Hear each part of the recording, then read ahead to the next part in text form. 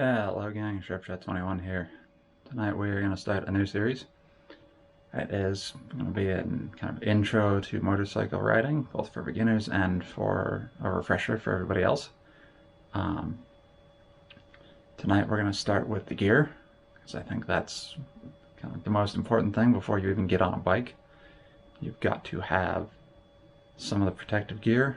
I'll outline which stuff I think is mandatory and which stuff you could in theory get away with. I won't get on a bike without wearing any or all of this. Unless of course I'm just moving it around in the garage or the driveway, but if I'm going out on the road, I'm wearing everything. So that's what this plan for this evening is. Let's get into it.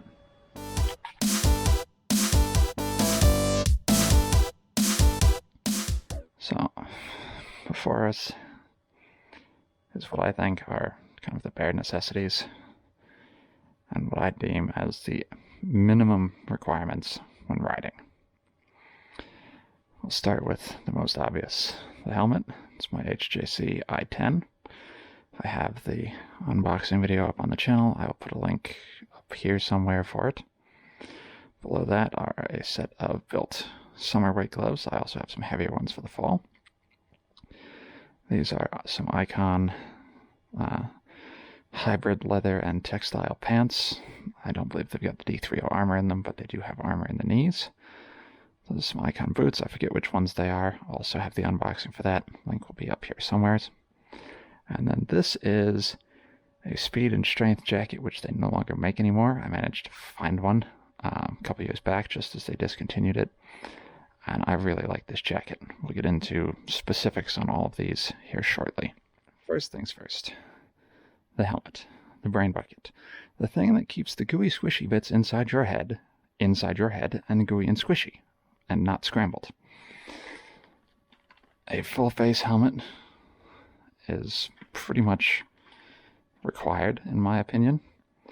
I don't like the modular ones, or the ones with the faceplate that you can rotate up out of the way, not just the visor, but the whole chin bar as well. I feel like that's a weak point, and where your head is concerned, you really don't want any. This one, as you can see, has a Senna 30K, and as you've seen, I've got the Drift 4K Plus mounted up to it. This blue polarized shield is not factory, but it is a factory option. I do like this one with the visor release in the middle. Got two chimney vents, a forehead vent, and a one position chin vent.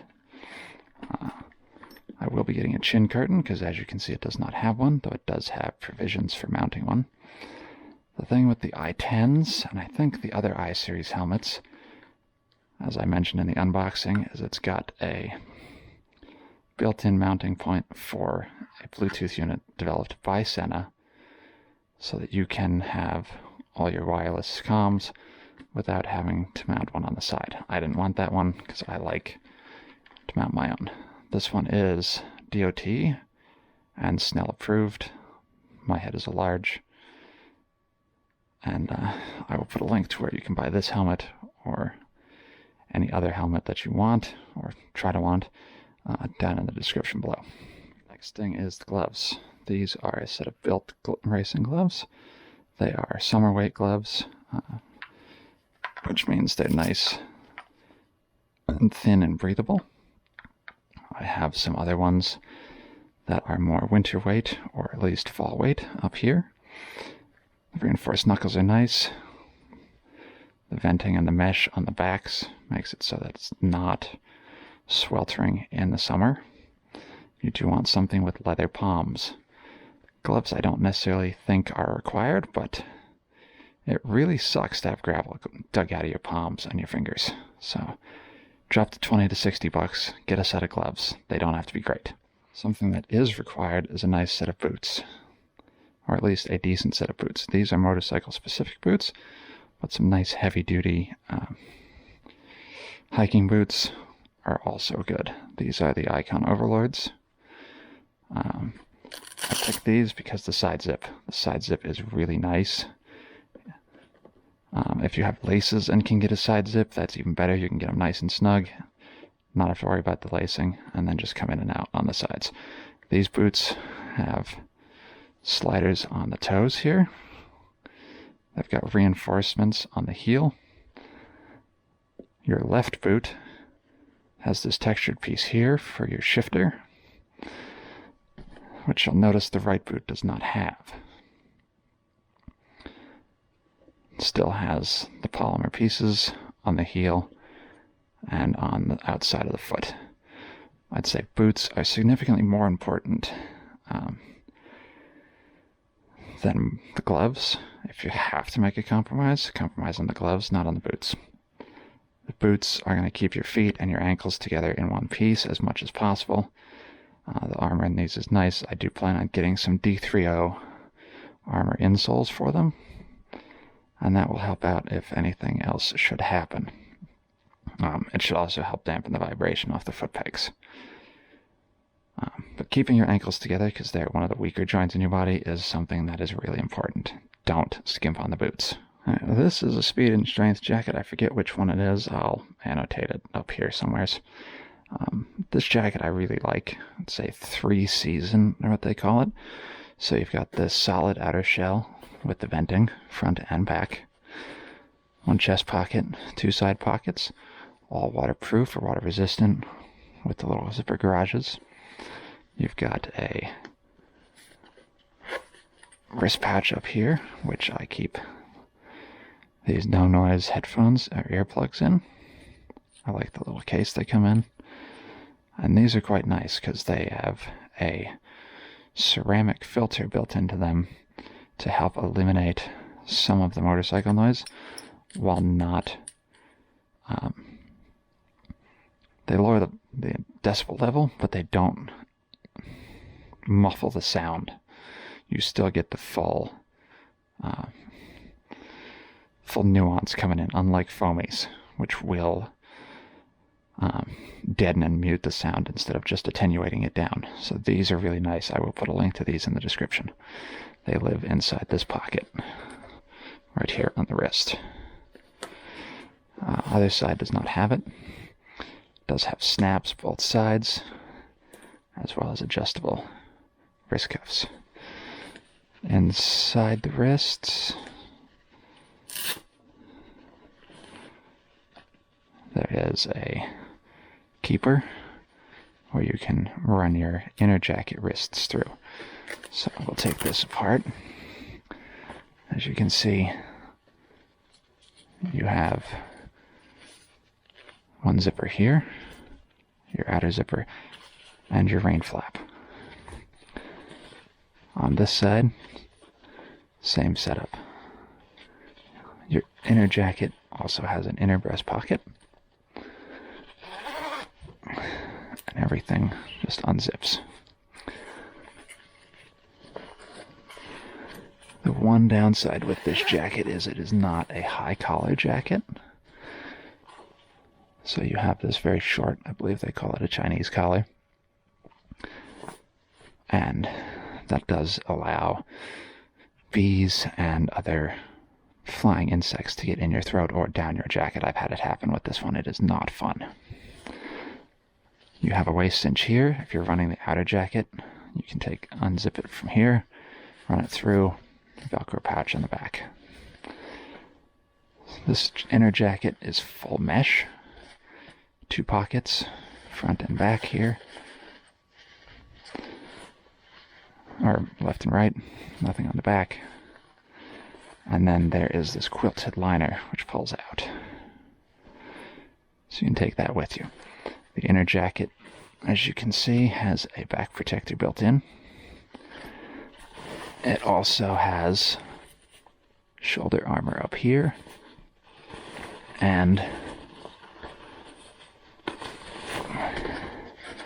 there is some elbow armor right there. This is flexible armor, but it is nicely braided. I feel like on one of these, yeah. So the outer jacket has also a rear kangaroo pouch here, so you can stuff your quilted liner in there if you're going to be riding for the entire day, and you start off in the morning when it's cool. You want to start with the quilted liner in. Gets a little warmer, you can take the quilted liner out, stuff it in the kangaroo, and then if it gets really hot during the day, you can shed the outer shell, run just this mesh shell, and stuff the outer shell in your jacket, or in your saddlebags or backpack. So that's the Speed and Strength jacket. I don't know what model it is. It doesn't say, and I know I had a hard time finding it. Yeah, that's just the washing instructions for it. Alright, we'll get this put away, come up with the last piece. There was one other pocket I know I forgot about. So there's one inside between the two shells. So you've got this pocket here. This one is also waterproof, or at least heavily water resistant, as is this inner pocket here. So they at least tried to waterproof all the pockets, which is nice. Also, the inner jacket snaps on here, and then the quilted liner snaps on here, and then it zippers in to the zipper channels here on the inner jacket. Or some Icon Motorsport compound leather textile hybrid pants.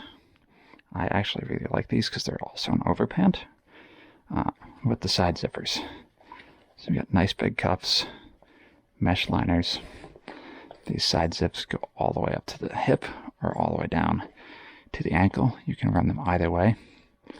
I usually get in by unzipping everything, and then I can step right on through.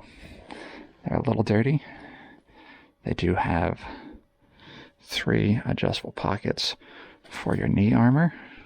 This is not D30, but I do want to upgrade it to D30.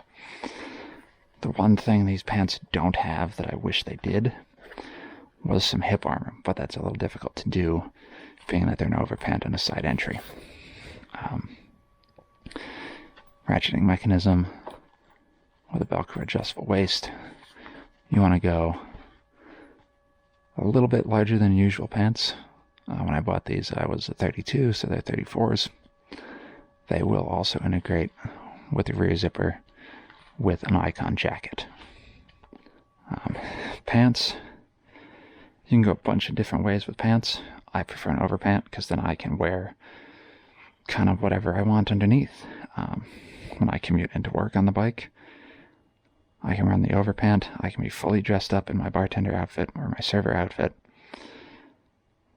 Toss the pants on, toss the boots on, have my work shoes in my bag, roll into work, strip out of these, and I'm ready to go. You'd never know I rode in. If you have a dedicated pair of motorcycle pants, sometimes they don't have the space to let you do that, and as such, it's extra time to change out.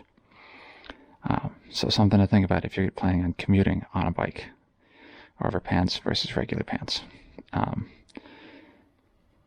That's not to say you can't wear regular clothes under the regular motorcycle pants, or if you can find some of the textile jeans that are Kevlar reinforced, those are also good. Not all of them have knee or hip armor. I highly, highly recommend getting pants with armor in them. I credit the armor in my first set of gear with keeping the damage during my accident to as minimal an extent as possible. Definitely get something with a back pad for a jacket, regardless. Just about everything is going to come with elbow and shoulder pads.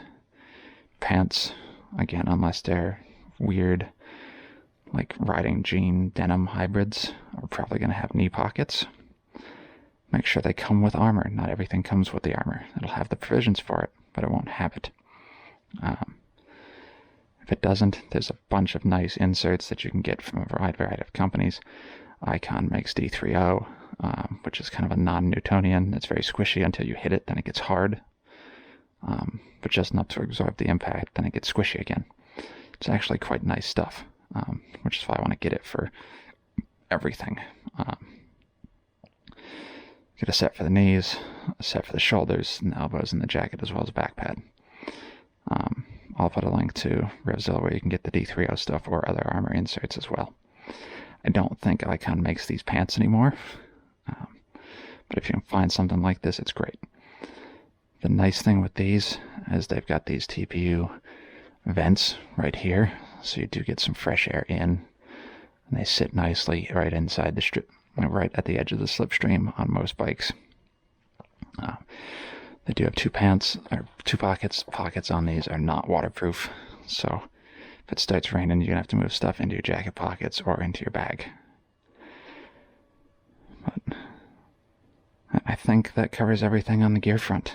At least all the major stuff. You can always add more, but this, I'd say, all of these are the bare necessities.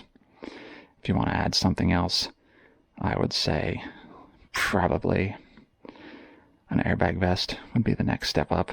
Those are quite expensive, about $400 a piece last I checked. Granted, that was a few years ago. I'd say they're worth it. Problem is, you do have to make sure to untether yourself when you get off the bike. Otherwise, you will deploy the vest, and then it's a $50 CO2 cartridge to replace. And those vests only blow up so many times. Alright, so that was kind of my overview of bare minimum gear for riding. You can always add more. I know some people have multiple outfits for like the morning when it's cooler, the mid-morning once it starts to warm up a bit, during the day when it's hot, and then they reverse the outfit set when it starts to cool off in the evening. Full-on rain gear is also nice, but depends on what you're doing and when you're riding. Rain gear is usually a full overpant and overcoat, so you put it on top of your existing gear. Again, not required, especially if you have like a 3-season jacket like that one. Some other things, some people have multiple helmets depending on the time of year. Honestly, get one helmet that has good ventilation that you can also shut down. That will eliminate your need for multiple helmets, especially if you get one with pin lock and you can put an anti-fog shield on top of it or inside it. That definitely helps. Again, not required. Comms are nice. Not always necessary. Sometimes a nice pair of Bluetooth headphones or earbuds is just as good if you're just riding solo. I ran that for a long time, but once I came home and we started riding as a group, then having comms is a nice thing. Lets everyone keep in touch and keep track. Especially with, I think now everyone's comm setups can kind of mesh with one another using some of the mesh tech.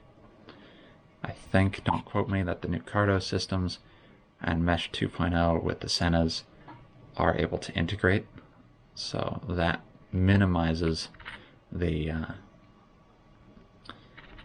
compatibility issues that used to exist with the various headsets. I do recommend running some type of camera just as a CYA and an insurance thing. It doesn't have to be on your helmet, it can be on the bike. If you're going to run one on the bike, I almost would run two, one front, one rear facing. That way, if something happens, you have some type of video evidence. That way it's not a he said, she said type of situation. Next time we'll get on to the bike, go over some basic controls and some basic exercises. And then hopefully we can get riding. If you guys are interested in this series, if you're looking forward to it, if there's any specific topics you want me to cover, leave a comment down below or shoot me a message, and I will do my best to. This series is probably going to run all summer, at least when I can get to it. Thanks for tuning in. We'll see you next time. Sharps out. Thank you all for watching. I hope you enjoyed. If you did, please hit the like and subscribe buttons. It really helps me out, and it lets you know when I put something new up. New videos will be going up on Tuesdays or Thursdays at 8 a.m. Eastern. And if I do decide to do live streams, I will try to give 24 hours notice. So hit the subscribe button on the channel and you'll be notified when I post that stuff too. Hope to see you next time. Sharps out.